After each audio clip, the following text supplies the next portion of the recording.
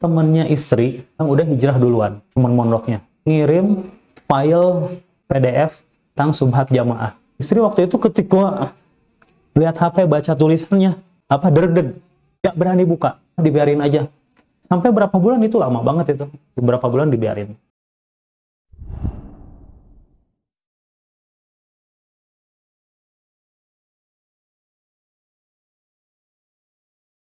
Assalamualaikum warahmatullahi wabarakatuh.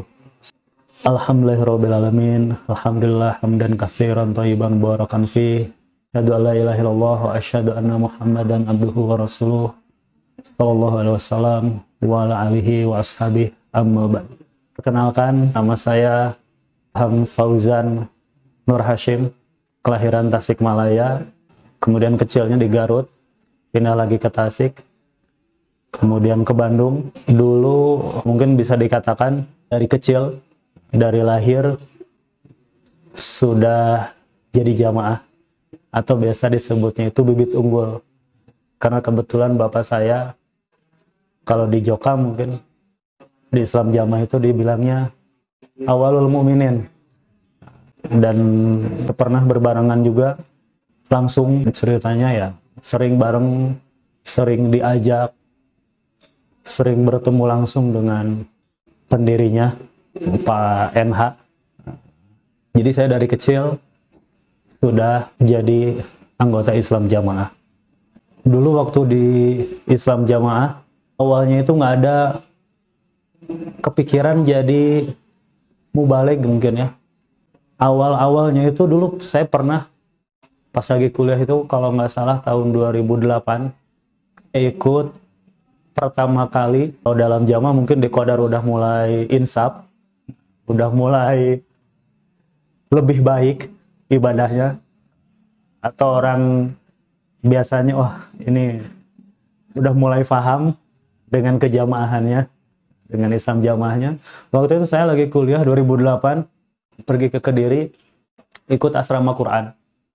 Ikut asrama Quran, bawa Quran yang kecil, masih kosong. Itu pun waktu itu saya ingat ngisi Quran itu masih pakai Latin. Saat itu samping kanan kiri, depan belakang itu kan namanya anak-anak pondok di sana. Di Kediri sana itu mereka ngisi makna mangkulan ya. Isinya itu sudah pegon semua.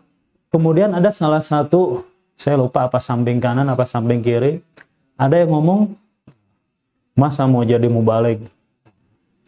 Nulisnya masih pakai Latin. Wah, dalam hati saya, siapa yang mau jadi mubaligh gitu? Orang kesini aja ya pengen nyobain kayak gimana sih asrama Quran itu di pusat kayak gimana. Dari situ, atau esok harinya, gara mungkin kemarin saya dalam hati ngomong seperti itu, dibalikan oleh Allah. Saya pokoknya secepatnya bisa ya, habis ini kuliah nggak usah dilanjut, udah mondok aja jadi mubaligh aja. Sampai kepikiran seperti itu. Dan yang terlaksananya ya setelah selesai kuliah, ingat saya waktu itu selesai wisuda, itu ya buru-buru pulang sendirian, orang tua ditinggalin di Bandung. Saya pulang duluan ke Tasik, kemudian langsung berangkat mondok waktu itu. Saking pengen cepet-cepetnya mondok. Padahal waktu itu pas di Kediri itu ya, pas lagi asrama itu ingat banget saya, ngaji itu karena masih Latin itu malu-malu. Jadi Quran itu ya ditutupin gini. Kalau orang lagi ujian itu supaya nggak dicontek orang lain, karena malu, minder gitu. Tapi setelah hatinya itu dibalikan waktu itu, perasaan itu, oh, alhamdulillah dikasih hidayah ini oleh Allah. Ada niatan baik, mau jadi mubaligh. Padahal sebelumnya waktu lulus SMA disuruh mondok, suruh jadi mubaligh waktu itu nggak mau. Versi mereka mungkin belum dikasih hidayah. Waktu itu setelah ada keinginan untuk jadi mubaligh, jadi udah nggak malu lagi. Walaupun nulis pakai Latin, ngemaknain itu aja, udah aja dibuka, nggak jadi masalah dilihat oleh orang lain juga. Akhirnya ya setelah selesai kuliah itu mondok. Waktu itu saya 2009 akhir, setelah sharing sama temen, kamu kalau mondok jadi CKM setahun setengah cuma dapat apa, paling Quran sama himpunan doang yang hatam. Udah mendingan nanti habis lebaran pergi sana ke Lengkong ikut Nahwu Shorof. Udah dari Lengkong nanti tinggal ikut hadis besar di Purworejo sambil nunggu asrama himpunan dan asrama Quran lagi. Beneran waktu itu selesai kuliah langsung ke Lengkong ikut Nahwu Shorof 2 bulan, dan ternyata baru sadar kirain Nahwu Shorof itu belajar apa. Ternyata pusing juga waktu itu di sana.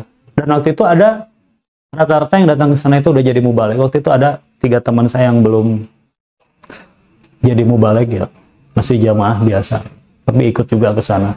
Pulang dari Lengkong saya langsung ke Purworejo, mondok hadis besar di sana, sampai ada asrama himpunan. Saya ke Kediri dulu, ikut asrama himpunan. Itu udah mulai pakai pegon semua itu, isi Mangkulan itu asrama himpunan, kemudian asrama Quran, beli Quran baru lagi, himpunan juga sama, baru semuanya, isi pegon semuanya sebisanya. Udah selesai dari situ, pulang lagi, dilanjut lagi ke Purworejo lagi, kekurangannya dilanjutin lagi. Selesai dari Purworejo, nyari pondok yang bisa langsung saringan. Waktu itu saya sampai ngubungi pondok-pondok yang ada di Bandung waktu itu. Hubungin pengurus-pengurus pondoknya waktu itu, wah nggak bisa kalau langsung saringan. Paling harus mondok dulu 3 bulan. Saya pikir ini kelamaan ini. Orang Quran sama himpunannya udah hatam. Akhirnya saya balik lagi ke Purworejo, nelfon lagi ke Purworejo. Bisa nggak kalau langsung saringan? Pas telepon ternyata bisa. Saya balik lagi ke Purworejo. Ketemu teman-teman hadis besar. Dan nyampe ke sana ya diketawain sama mereka, wah ini ada anak saringan nih katanya tuh. Turun kasta dari hadis besar jadi anak saringan. Dikerjain sama teman-teman tuh. Sana sama Soleh, beresin itu, sambil ketawa-ketawa bercanda. Saringan, langsung saringan kurang lebih 4 hari. Ingat saya akhir Desember. Udah gitu baru awal tahun Januari 2011 berangkat ke Kediri, langsung tes 1 di Kediri. Nah ya tes di sana sampai akhirnya lulus. Kemudian setelah itu baru tugas mubaligh. Saya waktu itu tugas pertama itu waktu itu saya ke Banda Aceh. Di Banda Aceh kurang lebih ya hampir 2 tahun. Selesai dari Banda Aceh itu ya langsung ikut asrama Faraid waktu itu di Kediri kan, akhir 2012. Kemudian selanjutnya itu kemubalighannya udah nggak aktif karena harus kerja. Waktu itu yang ada di benak saya, kenapa ingin jadi mubaligh itu karena perasaannya dulu pas zaman sekolah, zaman SMA, terutama mungkin pas zaman kuliah itu kan masa-masa pergaulan, bisa dikatakan di masa suram, wah ini harus nyari pulihan untuk menembus kesalahan-kesalahan itu. Harapannya itulah udah jadi mubaligh aja, fokus ngajar, fokus menyampaikan ilmu. Akhirnya ya terwujud qadarullah waktu itu seperti itu. Dan terakhir kemarin setelah tugas di Banda Aceh pulang ke Tasik, terus sempat pindah ke Bandung karena kerja di Bandung. Itu pun ya masih aktif pemubalighannya, masih suka disuruh ngajar di kelompok di desa dan juga ngurusin tahfidz waktu itu di Bandung. Setelah itu kemudian pulang lagi ke Tasik. Nah, di Tasik di sini nggak lama pindah ke Tasik, belum sebulan pindah ke Tasik, masih bolak-balik Bandung Tasik, angkat-angkat barang dan ngurusin urusan yang belum selesai di Bandung. Sambung Islam Jamaah di Tasik Penuh Bancar, udah ditunjuk langsung jadi wakil kayak kelompok. Bingung di situ saya, wah, bilang ke istri waktu pulang ke rumah, ini langsung ditunjuk jadi wakil kayak kelompok. Jadi saya nangis, nggak tahu apa-apa, tiba-tiba jadi gitu. Yo dikasih dakwaan seperti itu, ya udahlah dijalanin aja. Kemudian gak lama setelah itu disuruh tugas lagi. Jadi mubalik kelompok. Jadi ngerangkap wakil kayak kelompok dan mubalik kelompok. Jadi kan bingung ngadepin jamaah itu. Ini mubalik atau wakil kayak kelompok? Karena kan beda. Jadi jamaahnya bingung ya. Saya sendiri juga bingung. Nah, kemudian gak lama setelah itu naik lagi jadi mubalik desa. Dan juga aktif disuruh bantu mubalik di daerah. Di Tasik itu. Waktu itu saya dalam hati itu alhamdulillah waktunya itu banyak dihabiskan acara Amri Jami atau acara Sabilillah. Jadi full timer Sabilillah. Waktu itu ya bangga lah mengingat ya masa suram dulu yang telah terlewati ya sebagai pulihannya. Seperti itu. Jadi terakhir itu saya di Islam Jamaah itu ya dari kepengurusan itu mulai dari kelompok, desa, sampai daerah. Double-double semuanya. Jadi waktu itu habis, kalau nggak ngajar ya musyawarah. Sampai anak saya juga ya hafal. Abi mau kemana? Musyawarah ya. Musyawarah lagi. Karena kalau ngaji, ada kegiatan ngaji, biasanya diajak. Jadi tiap malam keluar, musyawarah. Jadi pekerjaannya musyawarah hampir tiap malam. Itu mungkin terakhir, kondisi-kondisi terakhir sebelum dikeluarkan atau dimurtadkan atau mungkin dikafirkan ya oleh mereka. Kurang lebih ya seperti itu.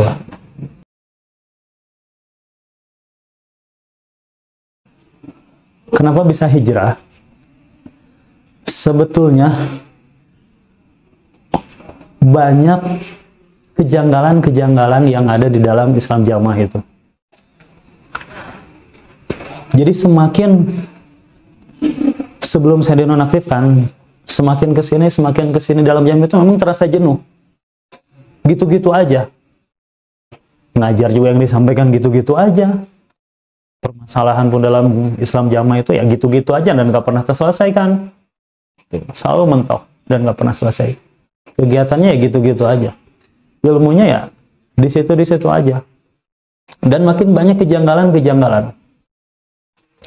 Terutama saat mulai dinonaktifkannya 3 paku bumi atau PBNA itu yang lulusan dari Mekah itu. Ketika Ustadz Khalil, Ustadz Abdul Aziz, kemudian Ustadz Abdullah Mas'ud, ketika mereka dinonaktifkan, dalam hatiku tanda tanya, kenapa dinonaktifkan gitu. Saya pun sama istri sering sharing di rumah itu. Ini kenapa ya? Dan ya nggak bisa menghukumi. Selalu menyampaikan kepada jamaah yang lainnya itu nggak. Atau saya sendiri ngobrol sama istri, kita nggak ngelihat langsung. Nggak bisa menghukumi langsung. Karena kita mendengarnya sepihak. Jadi ya, waktu itu saya berusaha untuk netral. Nggak pro ke pusat Islam Jamaah, ataupun pro kepada 3 ulama itu. Jadi berusaha netral, udahlah. Saya sering-sering sama istri itu, udah kita mendingan mikirin ibadah kita masing-masing aja. Karena kan yang di atas kita nggak ngeliat langsung. Itu ada yang ngurusin.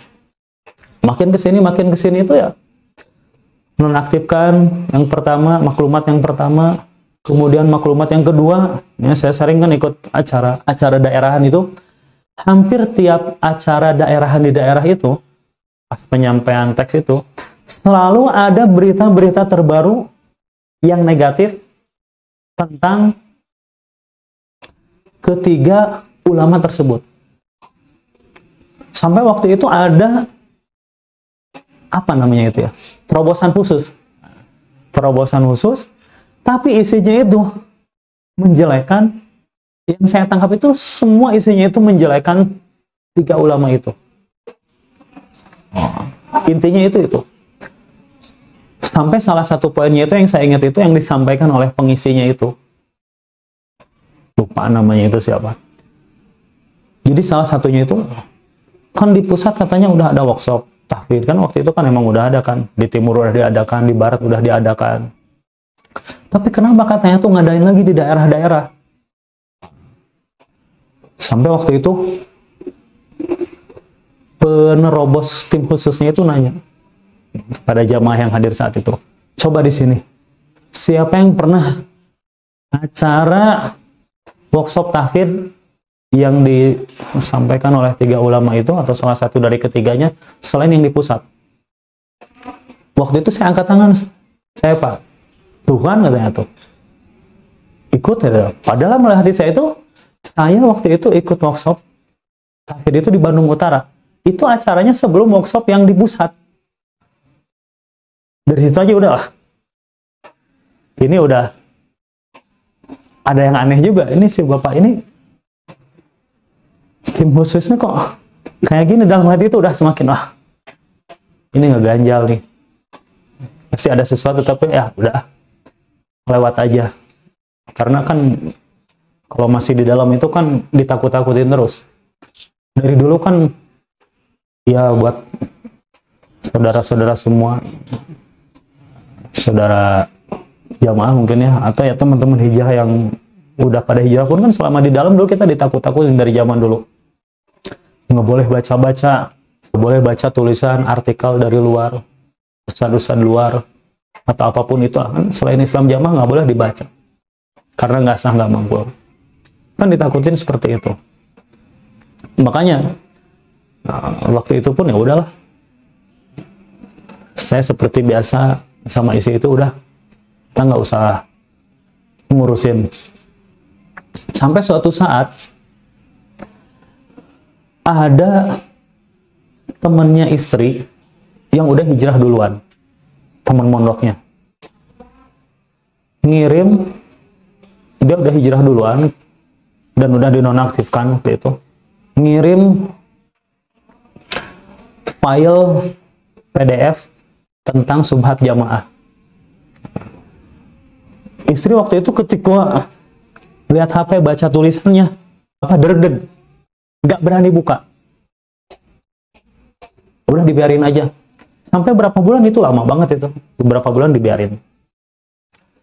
Pas sudah beberapa bulan, karena semakin kesini kejanggalannya semakin banyak. Salah satunya yang saya ingat itu pas acara daerahan, biasa penyampaian di daerah itu. Waktu itu kayak daerahnya itu bilang, sekarang gampang untuk melihat orang yang udah berubah kefahamannya. Ciri-ciri orang yang sudah berubah kefahamannya. Coba aja dilihat jenggotnya katanya tuh. Kalau jenggotnya semakin panjang, itu ada indikasi sudah berubah kefahaman. Saya dalam hati itu, aduh, ini kok pernyataannya kok seperti ini gitu kan? Kan lucu gitu. Padahal Nabi memerintahkan supaya jenggot itu kan dipanjangkan, dirawat, dijaga untuk menyelisih orang-orang musyrik. Tapi ini dengan ada pernyataan seperti itu, bahkan sampai kan ada informasinya itu di tempat lain itu, sampai ada satu daerah itu, Allahu a'lam, katanya pengurus atau mubaligh itu nggak boleh ada yang berjenggot, harus dicukur habis semuanya. Saya memang dari dulu ya, dari zaman mondok pun ya udah berjenggot, tapi kadang suka dipotong. Jenggot panjang sedikit, dipotong, panjang sedikit, dipotong. Nah, dari situ pas lagi daerahan itu ada pernyataan seperti itu, dalam hati itu, aduh, ini udah ada yang aneh lagi nih. Sampai akhirnya itu kejanggalan yang sangat menjanggal atau yang ngeganjel bagi saya pribadi, atau ya udah, ini pasti ada sesuatu yang tidak beres, yaitu saat dibacakan maklumat yang kedua apa yang ketiga gitu kan dari pusat itu, yang intinya itu ketiga ulama lulusan Mekah itu sudah dianggap berubah kefahaman, disampaikan pas saat penyampaian teks di daerah. Yang saya pahami waktu itu, biasanya kan kalau teman-teman hijrah semuanya amati, atau buat saudara-saudara tua yang masih dalam Islam jamaah, dari zaman dulu, kalau ada orang yang murtad dari Islam jamaah, pasti masuk ke dalam teks bulanan, pasti masuk ke dalam NB teks. Seperti yang terakhir itu kan, yang dari Singapura itu kan masuk ke dalam NB teks. Ustadz Ihsan itu kan, ini sudah bukan orang jamaah lagi, sudah murtad ya, bahasanya kurang lebih seperti itu. Pasti kan masuk ke dalam NB teks. Waktu itu kenapa maklumat tersendiri dan nggak masuk ke dalam NB teks? Dan juga yang saya garis bawah itu bahasanya itu, kenapa bahasanya berubah kefahaman? Jadi yang saya tanda tanya itu, kenapa berubah kefahaman? Kenapa nggak langsung disebutkan murtad? Nah, dengan bahasa berubah kefahaman, saya itu dalam hati itu ngeganjel. Sampai saya pulang ke rumah langsung saya ngobrol sama istri saya. Mi, tadi di ngaji pas penyampaian teks disampaikan, ketiga ulama itu udah bukan jamaah lagi, udah dimurtadkan. Tapi yang jadi tanda tanya besar, bahasanya itu bukan dimurtadkan, sudah berubah kefahaman. Ini pasti, waktu itu saya bilang sama istri saya, ini pasti ada sesuatu ini. Gak mungkin gak ada sesuatu. Sampai akhirnya, gak lama setelah itu, ya mungkin udah agak lama juga ya dari maklumat itu, sampai beberapa bulan, makin banyak keganjalan lagi. Waktu itu pada rumah saya di Tasik, waktu itu kan ada kajian tafsir Ibnu Katsir di Tasik, di Ciawi kan deket dari rumah, pengen ikut, tapi kalau ikut pasti dinonaktifkan, nggak jadi ikut, nggak akan betul ini mah. Dan waktu itu karena memang masih lebih condong paham jokam. Nah, nggak lama setelah itu, tepatnya bulan puasa tahun 2020, awal-awal asrama online itu kan, 2 minggu pertama bulan puasa itu saya bisa dikatakan mungkin masih kuat paham jokamnya itu, pendoktrin yang kuat mungkin dalam jokam itu. Mulai minggu kedua itu, mulai masuk minggu ketiga, saya waktu itu bilang ke istri saya, coba lihat ngechat yang waktu itu, iseng aja gitu, langsung kepikiran coba chat yang waktu dikirim dari temennya itu tentang subhat jamaah, dibuka. Saya ambil HP-nya, deg-deg juga itu mau buka tuh, saya mau download, tik, pas dipencet, kok udah gak bisa di-download ini? Waduh, saya bilang sih, saya coba hubungin lagi, basa-basi, dihubungin lagi temennya, minta dikirimin lagi. Gak lama setelah itu dikirim lagi kan. Waktu itu saya waktu itu minta dikirimin file Ta'dilus Subhat itu karena setelah pusat mengeluarkan 30 ciri-ciri poin orang yang berubah kefahaman. Waktu itu kan saya ikut penyampaian langsung di daerah berapa kali waktu itu disampaikan. Kemudian ditugaskan oleh daerah juga untuk menyampaikan 30 poin ciri-ciri orang yang berubah kefahaman itu, sampai ya digilir ke kelompok-kelompok yang ada di daerah Tasikmalaya itu, digilir kemana. Saya membacakan. Jadi saat membacakan di kelompok-kelompok itu, sambil ngebaca juga ada yang janggal-janggal juga. Ini pertanyaannya apa, pernyataannya apa. Jadi nggak, yang ditanyakan dengan jawabannya itu nggak nyambung, nggak sinkron. Dilihat lagi yang dinyatakan oleh 3 ulama itu apa, yang dijawab oleh jamaah itu apa, itu hampir semua rata-rata itu nggak nyambung, cuma nyari pembenaran aja. Nah, Karena banyak kejanggalan di situ, makanya saya minta dikirimin yang takdil subat itu. Begitu dikirim, saya bandingkan itu. Berarti mulai minggu ketiga Ramadan itu, kurang lebih sampai seminggu ke depan. Jadi takdil subhat, berapa poin waktu itu, 24 atau berapa. Kemudian juga takdil yang 30 poin ciri-ciri yang berubah kefahaman. Dibaca semuanya, belum dibaca semua, baru dibaca yang pertama aja, dan dibandingkan dengan yang dari pusat. Jadi saya baca itu, saya bandingkan. Ini lebih masuk akal yang takdil subhat, yang dari 3 ulama itu. Begitu selesai 1-17 saja, saya bilang ke istri saya, oh, ini kayaknya kita udah berubah kefahaman juga nih. Sambil bercanda saya bilang ke istri saya bingung, ngelamun, nangis. Masa secepat itu? Kemudian saya di rumah yang ada kitabnya, saya buka. Sampai di HP nyari tafsir-tafsir Quran. Jadi yang takdil subhat itu saya lihat di kitabnya aslinya. Saya buka kitab aslinya, rata-rata ada semua. Tulisannya ada semua, betul semua, sama semua.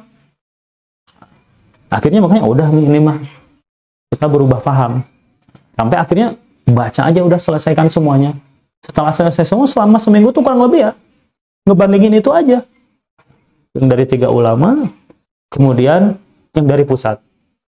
Dibandingin, oh udah. Yang dari pusat coret, yang ini aja udah. Nggak lama, seminggu udah jelas, berubah paham juga, dan saat itu bingung karena status masih mau balik tugasan, timer disabilillah, dan juga ya sibuk disabilillah. Kemudian mulai melihat YouTube, mulai melihat YouTube dari situ, udah selesai baca itu, udah jelas berubah paham, langsung mulai buka YouTube. Apa sih? Kan Anda kan waktu itu dari pusat juga menyampaikan, wah ini channel YouTube yang nggak boleh, saya buka semuanya itu. Saya lihat videonya semua.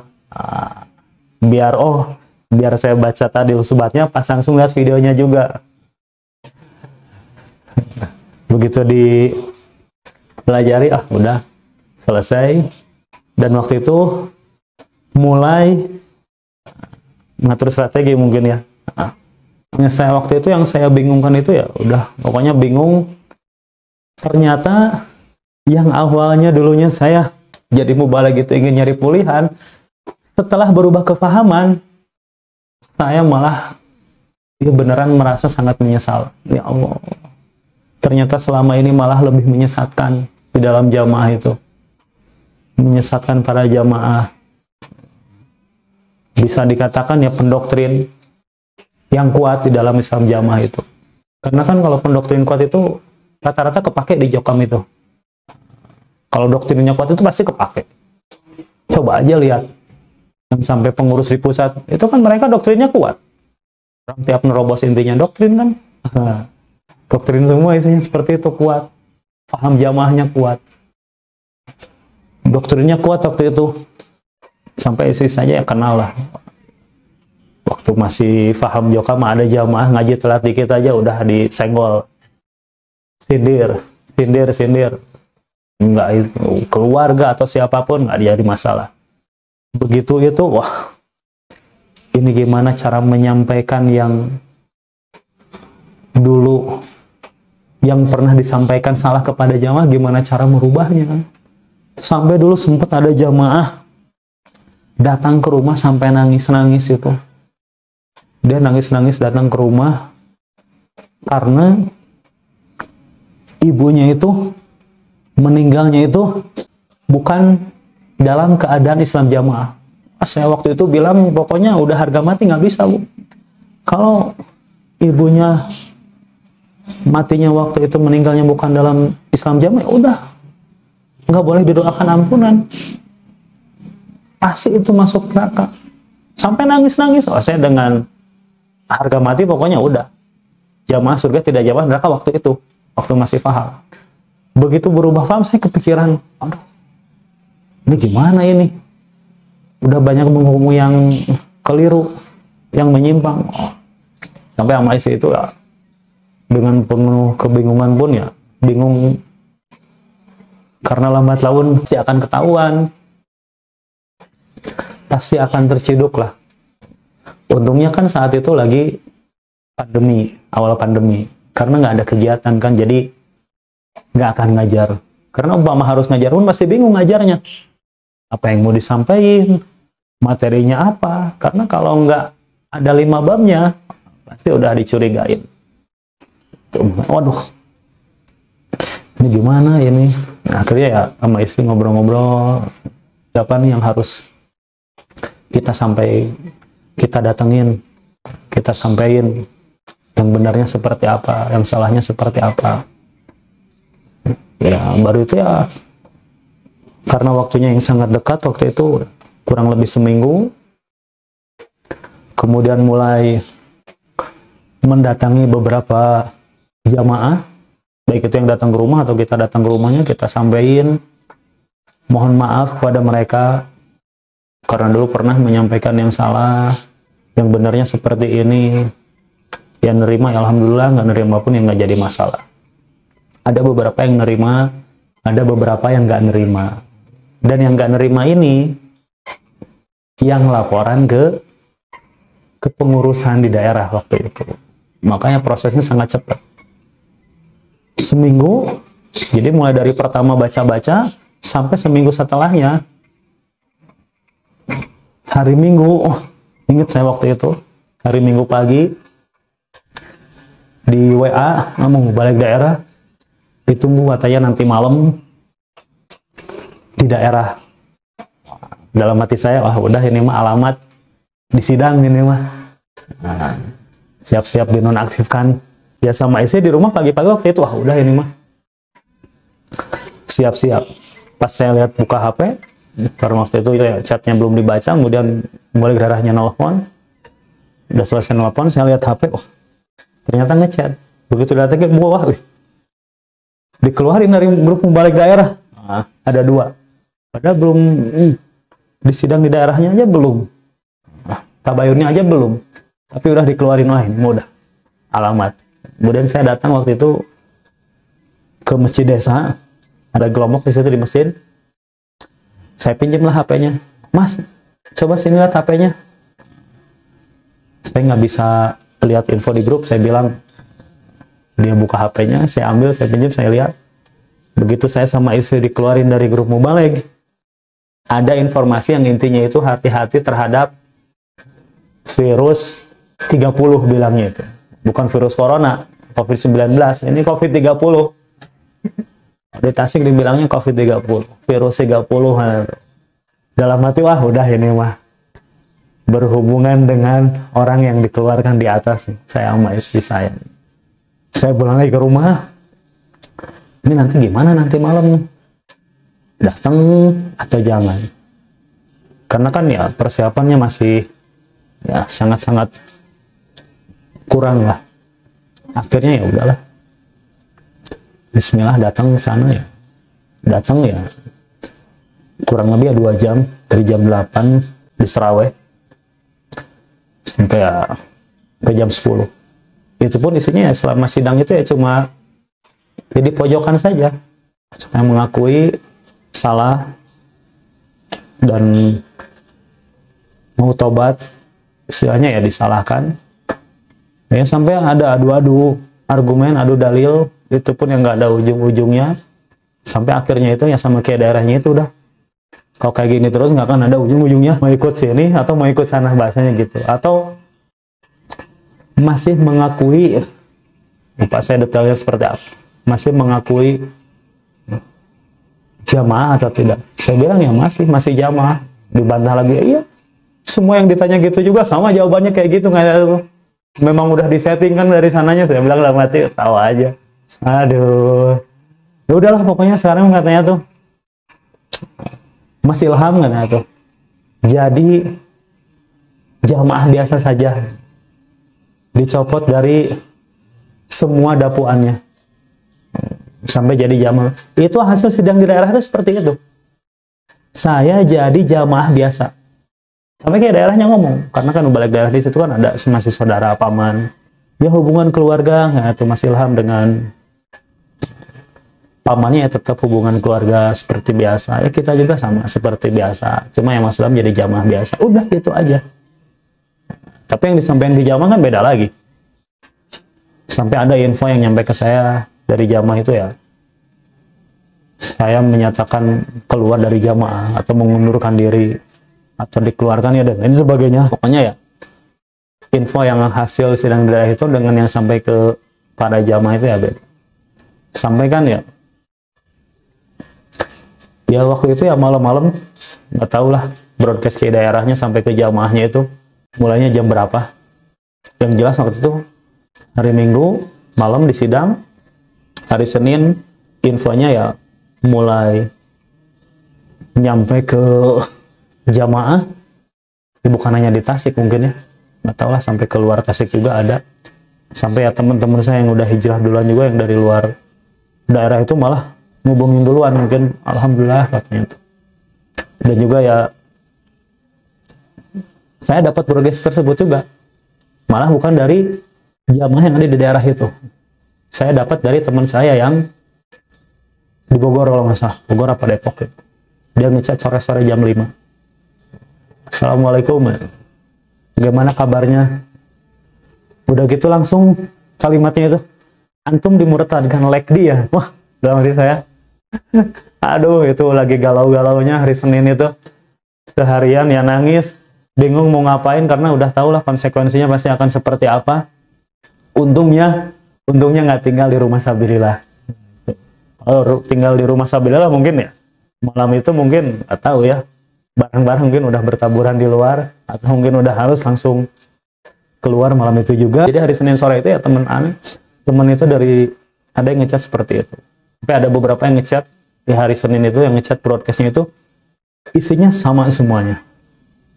Dan isinya pas dibaca itu, wah ini nggak sesuai.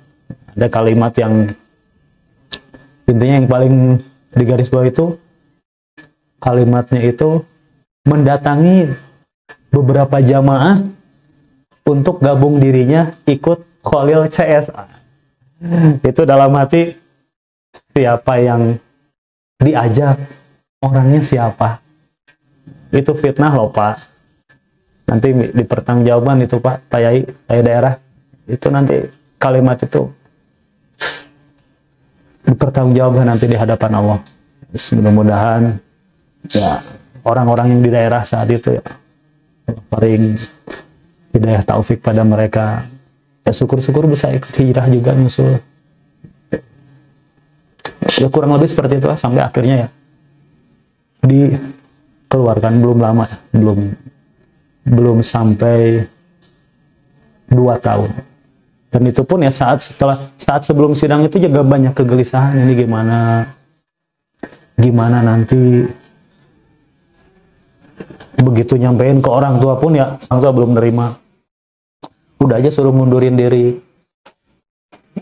Kalau misalkan udah berbeda paham, mundurin diri aja dari mubaligh, belum sempat mundurin diri kan udah dinonaktifkan terlebih dahulu. Bahasanya jadi jamaah biasa hasil sidang di daerah itu, tapi nyatanya ya dikeluarkan. Jadi di HP itu begitu pulang dari sidang daerah, malam-malam itu mulai, ingat waktu itu mulai 11:30, karena begitu pulang dari situ sampai sahur itu ya nggak bisa tidur. Sama isi itu ya kepikiran. Kalau isi mikirin ini gimana anak-anak masih kecil-kecil. Saya bilang ya alhamdulillah masih kecil, nggak ikut cabai rawit di sini. Coba kan kalau ikut cabai rawit di sini nanti repot. Orang dari cabai rawit kan udah didoktrin sekarang.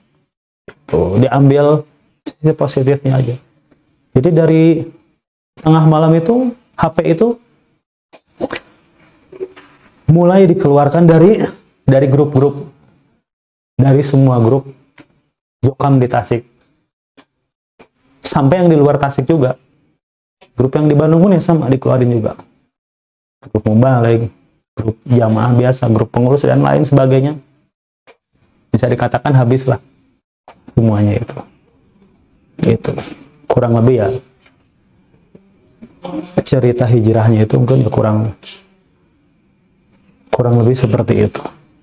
Banyak kejanggalan. Kalau sekarang makin di dalam mungkin ya masih makin banyak kejanggalan. Kalau masih bertahan di dalam pasti banyak banget kejanggalannya. Gitu. Coba aja sama saudara-saudara yang masih di Islam Jamaah di dalam, pasti banyak kejanggalan.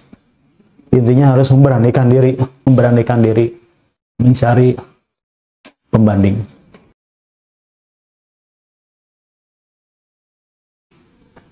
Dulu pas jadi mubaligh gitu ya,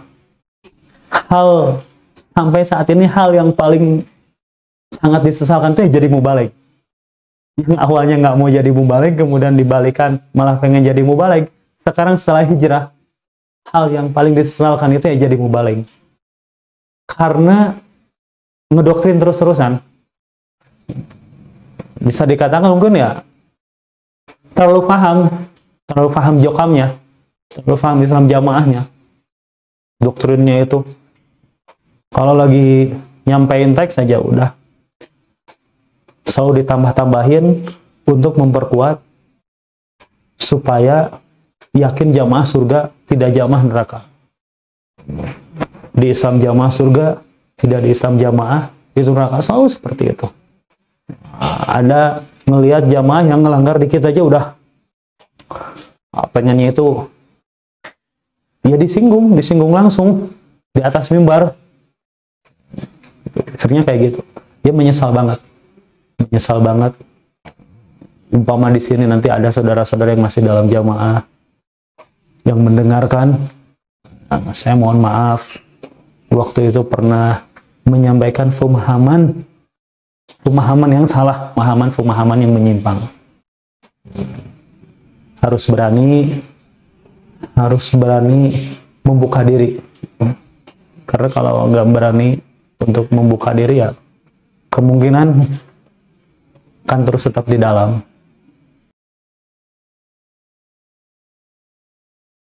Setelah hijrah ya alhamdulillah, kalau dari hati itu merasa tenang, merasa nyaman, terutama sholat kan. Sholat mau di mana aja, begitu dengar azan bisa langsung datang ke masjid berjamaah. Masjidnya banyak, di mana aja bisa, mau jadi makmum ya ayo, umpama disuruh jadi imam pun ya ayo, Jumatan pun ya nggak repot mau Jumatan. Saya terkenalnya di keluarga itu ya sama adik saya itu kan kalau lagi bepergian kemana atau sama teman-teman yang lain itu, kalau bepergian kemana mesti nyarinya itu Masjid Jokam biar enak sesucinya. Nyari pelangnya biar enak sesucinya, kan sesucinya tahu sendiri berlebihan kan, ngabisin air gulu, pasti nyarinya itu yang masjid Jokam. Paling nggak mau nyari masjid selain Masjid Jokam. Itu waktu itu mesti kayak gitu. Adik saya tuh seperti wah pasti ini mah kemana-mana ya gitu. Dulu seperti itu. Sekarang ya alhamdulillah nyari masjid ya banyak, deket rumah kan banyak masjid. Jumatan ada, sholat wajib deket. Itu masalah sholat sekarang kan, kita kan sholat Jumatan masjid banyak, sholat wajib masjid banyak. Sesuci pun kan nggak seribet dulu. Masalah mensucikan diri dari najis kan nggak seribet dulu, lebih simpel, ibadah lebih simpel, lebih mudah, tidak was-was, bukan mutawari ya. Di Jokam itu lebih ke was-was, dikit-dikit was-was. Kalau buang air kecil aja kan yang najis kan depannya, ngapain pantatnya disiram juga, maaf, kan belakangnya disiram, sampai dindingnya disiram semua kan, ya kan seperti itulah. Sekarang yang alhamdulillah salah satunya itu. Dan mencari ilmu pun mungkin mereka bilangnya wah udah keluar mah nggak ngaji-ngajian lagi.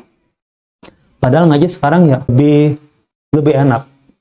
Ngaji pun bisa lebih nyaman, lebih tenang, lebih khusyuk.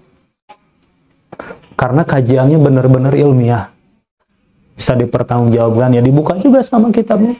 Jangan sampai orang Jokam itu menganggap ngaji di luar sana mah nggak seperti di kita, kitabnya dibuka, ini satu perkataan di Mangkualam. Nah, dia kan belum pernah ikut kajian sunnah di luar. Cobalah sekali-sekali. Nggak akan ketahuan kok sama pengurusnya. Nah, kan ngumpet-ngumpet ikut kajian sunnah di dekat rumahnya masing-masing. Cobain aja sekali-kali. Ya kalau ngajinya bisa lebih diterima kajian sunnah itu. Ustadznya banyak, gurunya banyak, tinggal menyesuaikan dengan waktu kita, nggak ada paksaan. Sampai ada teman saya itu udah hijrah itu ceritanya, alhamdulillah, salah satu atau beberapa hal yang membuat dia tenang itu tiap bulan nggak perlu dikejar-kejar untuk bacaan teks kan. Kalau di Jokam kan tiap bulan dikejar-kejar harus baca teks, dengerin teks, dan juga nggak dikejar-kejar untuk persenan. Sekarang udah itu kan nggak mikirin itu, tinggal fokus memperbaiki diri, ibadah, memperbaiki amalan. Kalau mungkin ya bisa dikatakan ya belajar lagi lah, memperbaiki diri. Kajian banyak, sekarang kan udah mulai kajian-kajian offline, tinggal kitanya menyesuaikan, mengkondisikan. Untuk pesan mungkin ya, kalau pesan untuk saudara-saudara jamaah yang masih di dalam, kenapa saya memilih alasan keluar? Saya masih itu kita mah harus keluar, kita harus keluar, nggak bisa di dalam kayak gini. Sambil istilahnya menunggu bom waktu aja kan saat itu, dan akhirnya kan dikeluarkan juga, nggak bisa lama-lama. Karena ya semakin lama semakin berat. Mungkin buat yang masih di dalam. Karena kan dalam Al-Quran aja surat Al-Ahzab ayat 36 itu udah jelaskan, wa ma kana lil mu'minin wala mu'minatin idza qadallahu wa rasuluhu amran ayyakuna lahumul khiyarah min amrihim. Nah, tidak pantas bagi orang iman laki-laki atau orang iman perempuan. Jadi ya bagi orang iman, kalau merasa dirinya orang iman, merasa orang Islam jamaah itu orang iman, kalau dia merasa orang iman, tidak pantas bagi dia, atau yang tidak boleh, ketika Allah dan Rasul sudah memutuskan suatu perkara, maka mereka tidak mempunyai pilihan kecuali untuk mengikuti perkara tersebut. Itu ayat dalam Al-Quran udah jelas. Lanjutannya kan, wa may ya'sillaha wa rasulahu faqad dhalalam mubina. Lanjutan ayatnya itu kan, barang siapa yang menentang Allah dan Rasulnya, berarti setelah Allah Rasul menghukumi suatu perkara, Allah kok ini menentang, tidak mengikuti itu karena ada pilihan yang lain.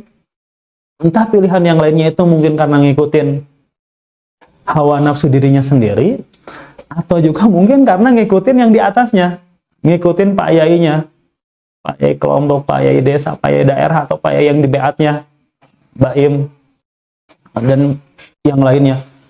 Lebih ngikutin itu, berarti kan itu pilihan. Lebih memilih Pak Yainya, lebih memilih Baim, yang katanya akan menyaksikannya. Lebih memilih itu daripada aturan Allah Rasul yang udah jelas. Faqad dhalalam mubin. Maka orang yang seperti itu, dia sungguh telah sesat dengan kesesatan yang jelas. Itu ayat Al-Quran seperti itu. Makanya secara lahir batin sekarang menyatakannya, ya memang beneran sesat. Makanya ya sesat. Makanya buat saudara-saudara yang masih di dalam, coba buka diri, berdoa kepada Allah, berdoa minta diberikan petunjuk, netral, dipasrahkan, tawakal kepada Allah. Intinya ya gitu ya, mulai memberanikan diri, membuka wawasan, membuka pikiran, cari pembanding. Sampai saya sempat ngasih masukan ke beberapa saudara jamaah itu.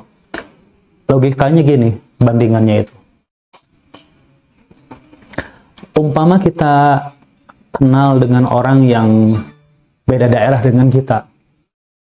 Misalkan kita orang Sunda, atau mungkin kita orang Jawa. Kita anggaplah kita orang Sunda. Atau mungkin orang Jawa. Kita datang ke daerah lain. Datang ke daerah lain, nggak ngerti bahasa di sana. Seperti kan umpama ada orang yang datang ke daerah kita dari luar daerah, nggak ngerti daerah, bahasa yang di daerah situ, yang diajarin apa? Biasanya yang diajarin itu yang jelek-jelek. Nanti kamu ngomong sama dia, kalimatnya gini, gini, gini. Mantap, gini katanya. Padahal ternyata kan biasanya isinya itu jelek-jelek. Umumnya kan seperti itu.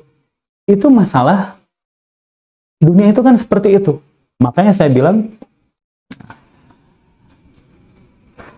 hubungannya dengan jamaah Jokam, kita jangan sampai asal percaya dengan orang yang katanya udah menuntut ilmu di sana puluhan tahun, berusaha paling murni, datang ke sini, pulang ke kampung halamannya, kemudian nyampaikan kepada kita, nih, saya udah ngaji di sana, hatam 49 kitab, walaupun kita nggak tahu apa kitabnya apa saja itu, dan yang sanadnya juga hilang di beca kan, entah bener, entah cerita fiktif mungkin kan. Nah, pokoknya kalau kamu mau masuk ke dalam surga, ikutin saya, ngaji dengan saya. Kan kalau kita teliti kan kemungkinan besar itu pasti akan terjadi penipuan. Seperti halnya kita datang ke daerah lain, nggak ngerti bahasa daerah situ, kita pertama kali diajarin, pasti akan diajarinnya yang salah-salah, yang jelek-jelek. Karena terus-terusan seperti itu, nggak mau membuka diri ya terus aja gitu, katak dalam tempurung. Makanya ya, buat yang masih di dalam, siapapun itu, nah, silakan buka dirinya, wawasannya, buka hatinya, mulai mau menerima sedikit-sedikit, ngumpet-ngumpet di rumahnya tengah malam, nggak usah keluar rumah kan, nggak usah. Kalau untuk datang ke acara kajian-kajian sunnah mungkin kan repot, nanti ketahuan, wah udah mulai ikut salafi kan ya.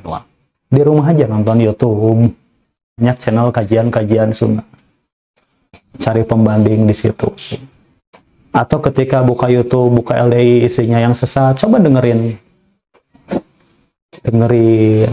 Atau umpama ada saudara jamaah yang udah hijrah kemudian ngirim kepada saudara tua yang masih di dalam, isinya file subhat, coba beranikan diri dibuka.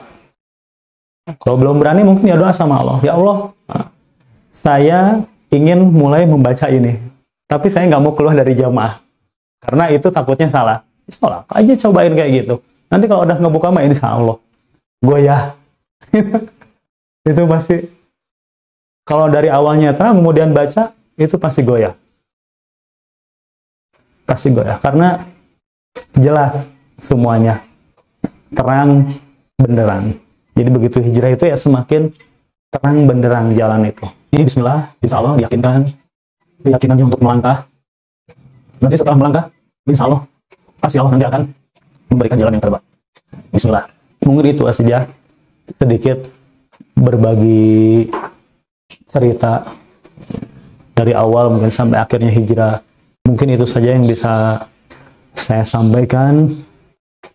Banyak kekurangannya, itu jelas dari diri saya pribadi. Khilafannya, umpama ada yang bisa diambil manfaatnya, ya itu rahmat dari Allah buat kita semuanya. Barakallahu fikum, jazakumullahu khair. Wassalamualaikum warahmatullahi wabarakatuh.